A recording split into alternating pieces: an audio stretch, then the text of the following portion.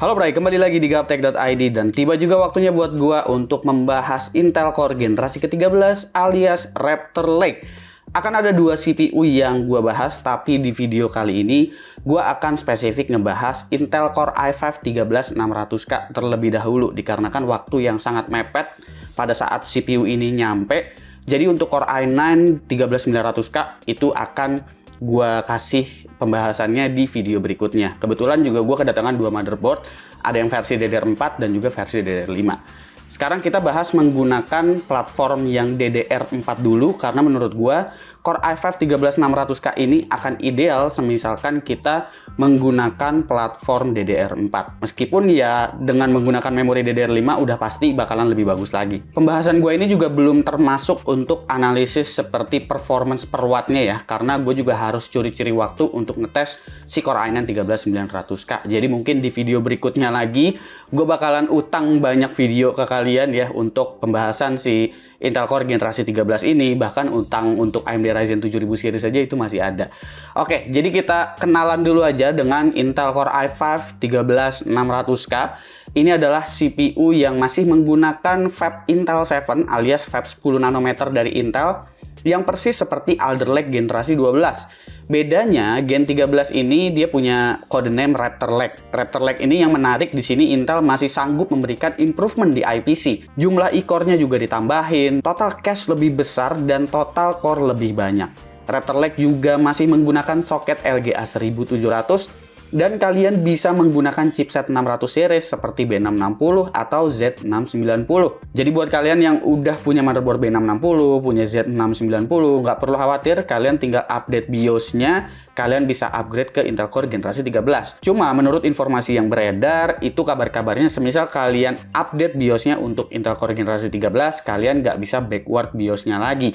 Gua nggak tahu sih ini standarnya sama rata di semua motherboard atau enggak, tapi dengar-dengar untuk sekarang-sekarang seperti itu. Semoga sih enggak ya, semoga sih semisal kalian upgrade BIOS-nya, kalian tetap masih bisa pakai Intel Core generasi 12. Semoga aja kayak gitu. Dan ini juga menunjukkan kayaknya udah kapasitas terakhirnya untuk 10 nanonya Intel ya. Kalau gua perhatiin sih, karena dengan upgrade-nya nanti mungkin ke 7 nano atau ke 5 nano si Intel ini, gua nggak tahu mereka akan masih menggunakan LGA 1700 atau enggak.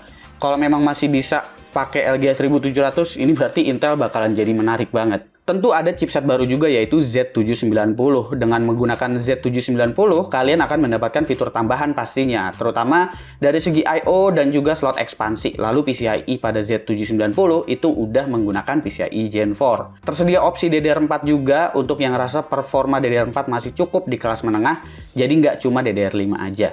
Dan bukan berarti nggak mendukung DDR5, ini juga mendukung untuk DDR5. Jadi lumayan fleksibel memang platformnya semenjak si Alder Lake ini. Core i5 13600K kali ini juga sangat impresif. Upgrade dari Intel ialah menjadikan Core i5 ini memiliki total 14 core dengan 20 thread, yang terbagi menjadi 6 P-core dan 8 E-core dengan clock boost up to 5,1 GHz. Untuk E-core-nya itu adalah 3,9 GHz. Total cache-nya menjadi 44 MB dengan pembagian L2 cache 20 MB dan L3 cache di 24 MB. PCIe lane-nya juga udah mendukung PCIe Gen 5 ya, totalnya ada 20.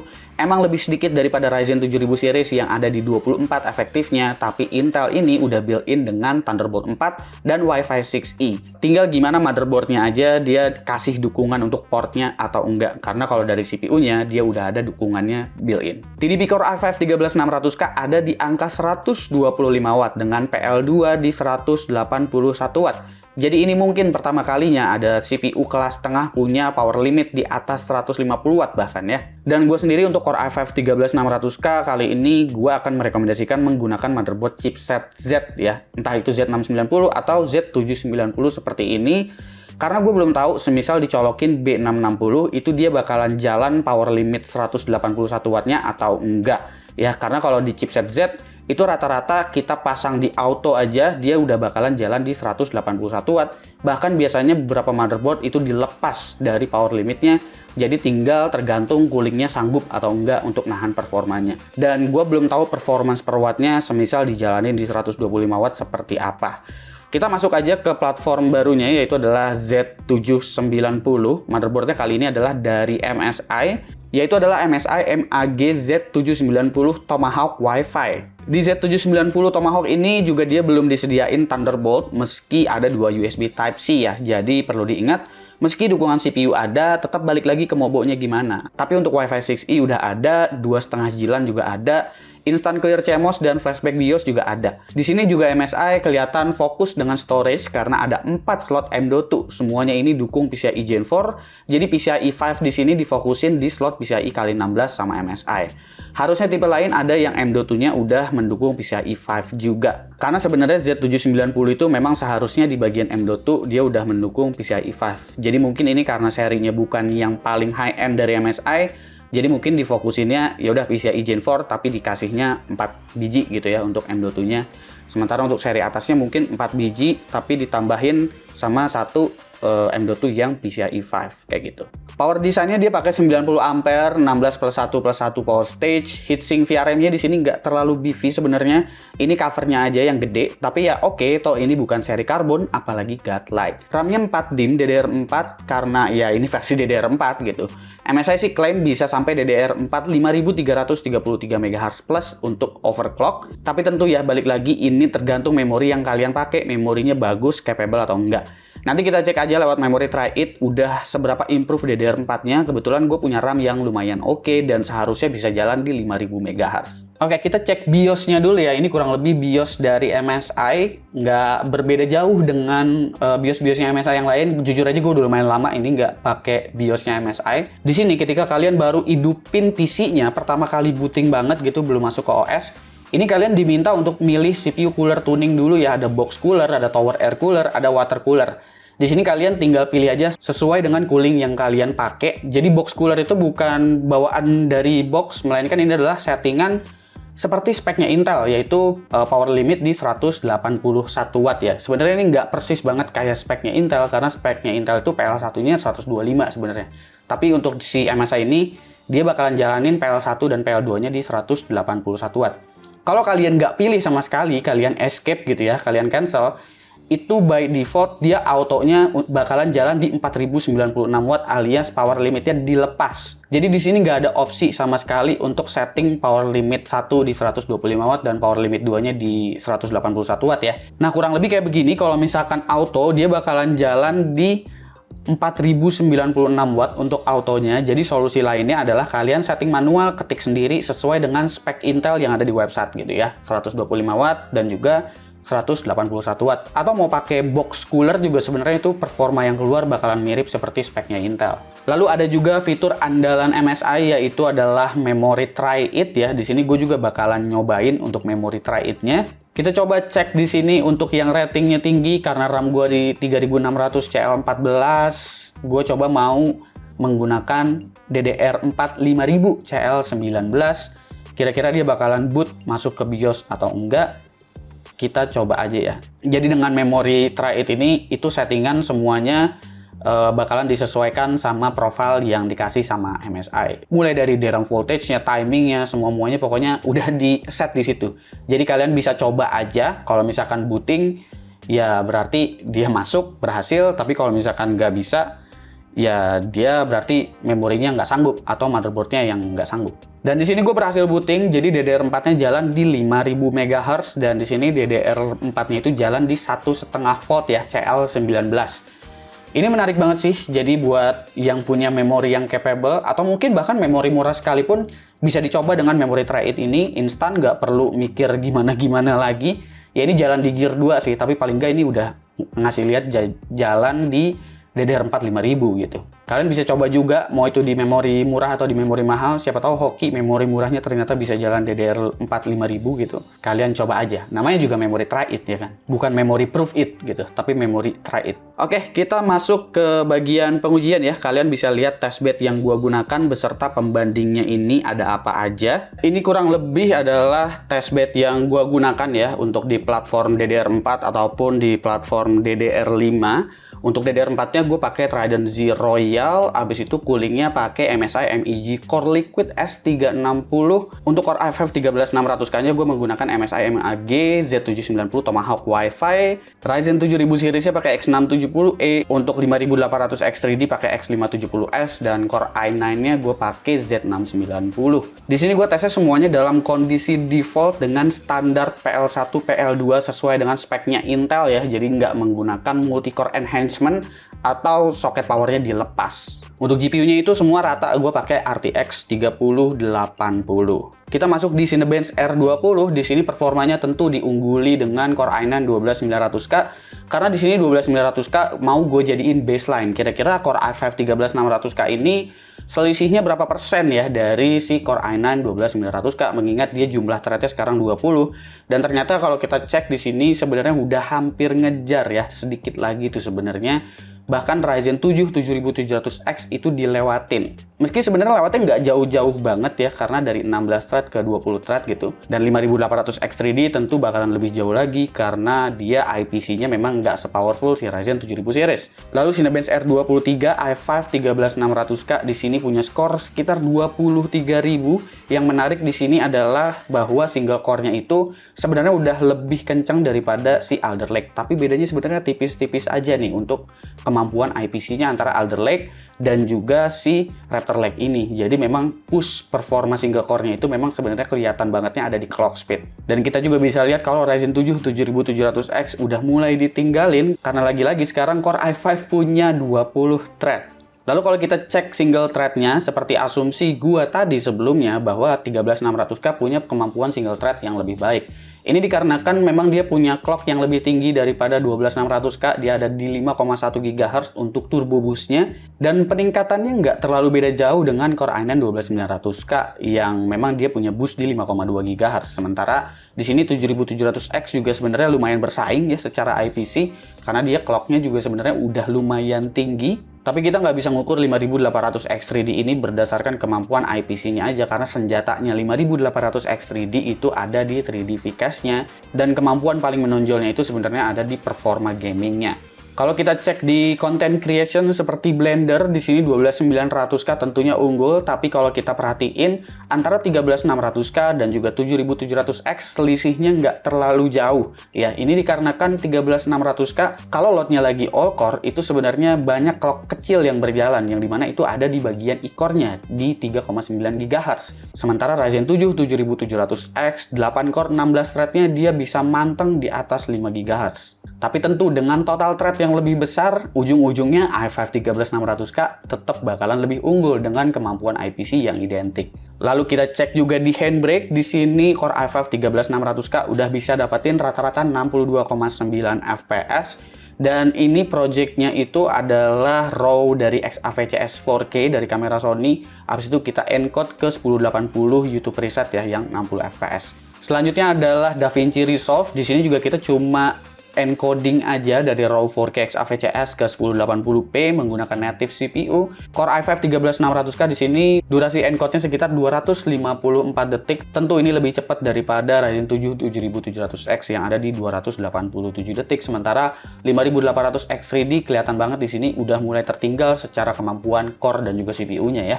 Kita cek juga di Adobe Premiere. Bedanya di sini di Adobe Premiere Ryzen 7 7700X entah kenapa lebih unggul. Mungkin di Adobe belum ada optimisasi untuk Core i5 13600K, atau mungkin skenarionya tidak sebegitunya memanfaatkan si i-core-nya yang banyak. Karena kalau kita ngukurnya dari P-core, sebenarnya P-core-nya ini jumlahnya sedikit, cuma ada 6 core aja. Tapi yang banyak itu memang ada di bagian i-core-nya untuk Core i5 13600K ini. Kita lompat ke gaming. Pertama ini adalah game kompetitif yaitu Valorant. Gua pakai preset low 1080p semua ya untuk benchmark kali ini. Di sini diungguli oleh AMD dengan 5800 X3D dan juga 7700X. Kurang lebih average FPS-nya sama. Di sini juga membuktikan bahwa peningkatan cache dari Core i5 13600K membuahkan hasil yang cukup menjanjikan, karena 12900K itu lumayan tertinggal. Tapi karena 3D VCAS ini gede banget ya totalnya, jadi belum bisa ngebalap dan bisa tumpah-tumpah sampai 600 lebih gitu FPS-nya. Lalu Cyberpunk 2077 di sini diungguli oleh Core i5 13600K dan juga Core i9 12900K. Sebenarnya selisihnya ini tipis-tipis saja sih, 4 FPS dari 118 FPS itu sebenarnya nggak sampai 10% juga. Jadi sebenarnya 7700X ataupun bahkan 5800X 3D yang arsitekturnya udah beberapa tahun terakhir ini itu masih bisa bersaing banget.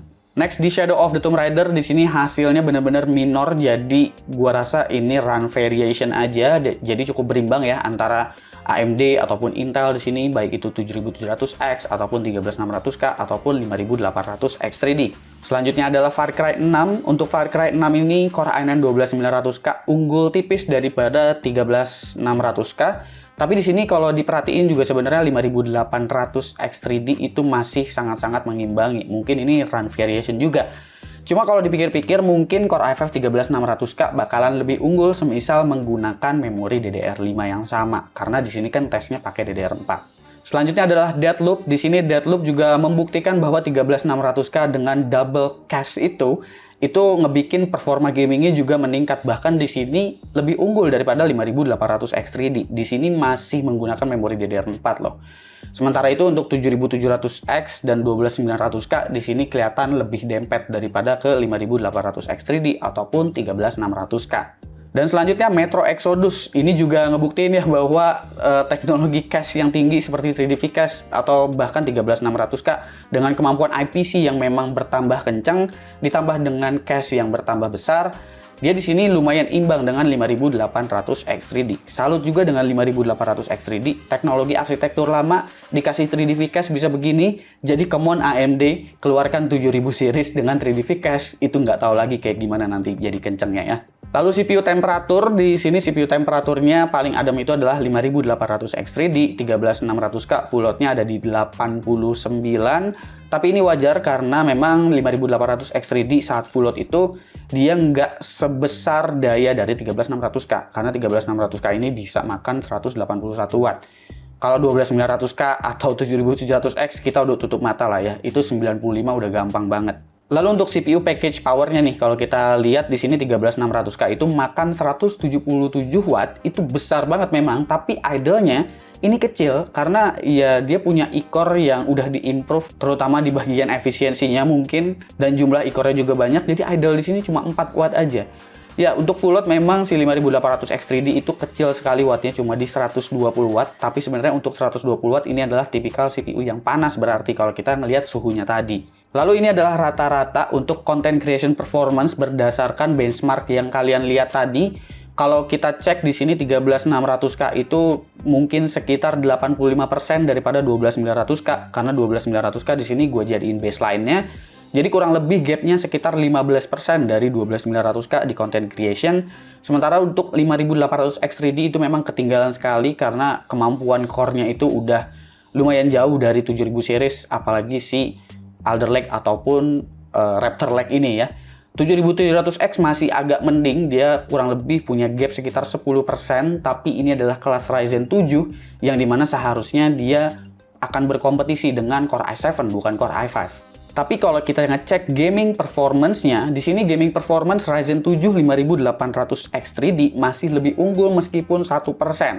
Ya mungkin performance-nya bisa berimbang atau diungguli sama 13600K, semisal 13600K-nya itu menggunakan platform DDR5. Jadi ini PR juga untuk AMD, sepertinya AMD harus nurunin harga 5800X 3D biar budget build-nya itu lebih ideal, semisal ingin ngejar gaming performance aja. Karena kalau kita ngejarnya secara performance overall antara content creation dan juga gaming performance, tentu Core i5 13600K ini hampir mendominasi keduanya gitu. Hanya unggul di bagian gaming aja. Itu pun bedanya nggak seberapa dari 13600K. Sementara 7700X ini juga sepertinya udah lumayan keinjak sama 13600K, dimana harga CPU-nya mirip dengan 5800X 3D dan harga motherboard saat ini untuk B650 juga masih tergolong tinggi. Sementara untuk Core i9 12900K itu hampir rata semua udah ditinggalin sama CPU-CPU terbaru ini. Terkecuali sama 5800X 3D yang memang perilisannya udah lumayan lama tapi masih bisa unggul dari semuanya. Oke, kurang lebih segitu dulu ya pembahasan gue untuk Core i5 13600K. Sorry banget kalau misalkan gue belum ngecek performance per wattnya seperti apa, tapi yang pasti untuk Core i5 13600K out of the box ini benar-benar mendominasi CPU di level tengah, bahkan kelas atasnya dibabat seperti Ryzen 7 7700X. Ya, gue belum ngecek performance per wattnya, jadi untuk saat ini semisal kalian pecinta Mini ITX yang mau rakit PC Mini ITX, gue belum tahu semisal ini dikasih power limit yang rendah, dia bakalan bisa bersaing sama 7700X atau enggak. Terus kalau misalkan dibandingin sama 5800X 3D, performance gamingnya semisal di fit in jadi Mini ITX, itu bakalan oke atau enggak. Tapi kalau dari segi budget build untuk saat ini, sebenarnya kalau misalkan kalian ngincernya performance gaming only, sebenarnya 5800X 3D yang paling ideal untuk dijadiin Mini ITX. Dengan catatan kalau ini Mini ITX ya. Kalau misalkan kalian bikinnya itu adalah ATX, sebenarnya si Core i5 13600K ini sangat-sangat oke karena dia punya harga di 5,9 juta rupiah. Harga yang lebih rendah daripada 5800X 3D dan juga Ryzen 7 7700X. Ditambah lagi masih bisa menggunakan motherboard 600 series seperti Z690 ataupun B660. Meskipun gue belum tahu kalau misalkan dipasang di B660 terus dia TDP-nya itu jadi jalannya di base bukan di maksimumnya di 181. Gue belum tahu performance-nya bakalan sedrop apa. Tapi paling enggak motherboard Z690 DDR4 itu udah ada yang harganya kurang lebih sekitar 3 jutaan. Dan kalau kita lihat di Ryzen 7 7700X, harga B650 pun itu masih cukup tinggi. Ditambah lagi harga CPU-nya memang lebih tinggi. Jadi kalau mau Mini ITX sejauh ini paling ideal 5800X 3D. Tapi kalau mau bikin yang mid tower ATX, gue bisa merekomendasikan Core i5 13600K ini sih sejujurnya. Terutama kalau kalian menginginkan performa yang maksimal, ya pakai Z690. Atau mau slot ekspansinya biar bejibun kayak begini, ya pakai Z790 sekalian gitu. Gue belum tahu sih untuk harga Z790-nya berapa. Nanti kita coba cek lagi deh ya. Mungkin di video berikutnya gue akan coba cari motherboard B660 yang Mini ITX. Mungkin kita bakalan bikin Mini ITX pakai CPU ini. Apakah CPU ini bakalan jalan sebagaimana mestinya di B660? Kita lihat aja coba di video berikutnya nanti ya. Semoga gue masih bisa keep prosesornya sehingga gue bisa bikin video lanjutannya. Karena kalau enggak gue harus beli lagi. Oke, komen di wow menurut kalian gimana Core i5 13600K. Gue Supki dan seperti biasa sampai jumpa di lain kesempatan.